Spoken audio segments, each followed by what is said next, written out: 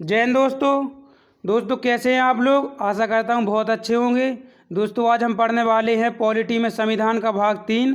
तो चलिए शुरू करते हैं। अनुच्छेद 12। इस अनुच्छेद के तहत मौलिक अधिकारों द्वारा राज्य को परिभाषित किया जाता है। अनुच्छेद 13 की ओर चलते हैं। अनुच्छेद 13 कहता है यदि हमारे मूल अधिकार किसी के मूल अधिकारों को प्रभावित करते हैं तो हमारे मूल अधिकारों पर अल्पीकरण लगाया जा सकता है, अर्थात हमारे मूल अधिकार कम किए जा सकते हैं यदि हमारे मूल अधिकार से किसी और के मूल अधिकारों पर प्रभाव पड़ता है। तो चलिए अगले पेज की ओर चलते हैं।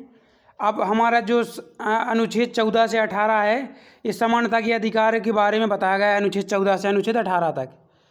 ठीक है, तो अनुच्छेद 14 क्या कहता है? विधि के समक्ष समानता का अर्थात कानून के सामने सब समान होंगे।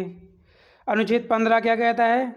जाति, धर्म, लिंग तथा जन्म के स्थान पर या सार्वजनिक स्थान पर किसी की भी व्यक्ति के साथ अपन व्यक्तिगत व्यवहार करते हैं जो उसके साथ भेदभाव नहीं कर सकते हैं जाति, धर्म, लिंग व जन्म स्थान के आधार पर। लेकिन ये अधिकार केवल भारतीयों को प्राप्त है।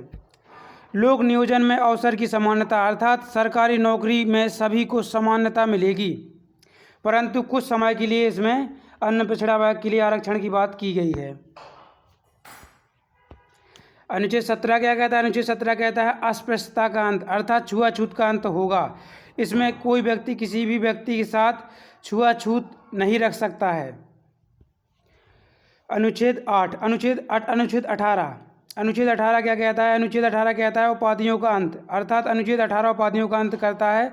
किंतु जो हमारे भारत में शिक्षा संबंधी और कुछ जो सैनिक वगैरह और जो अच्छे अच्छे काम कर रहे लोग उनके लिए उपाधि दी जाती है, उन्हें उपाधियों को रख सकते हैं, परंतु विदेशी उपाधि रखने के लिए राष्ट्रपति से अनुमति लेने की ज़रूरत होती है। ठीक है, तो हमारा अनुच्छेद 18 भी खत्म हुआ। आशा करता हूँ आप लोगों को बहुत अच्छी तरह से समझ में आया होगा।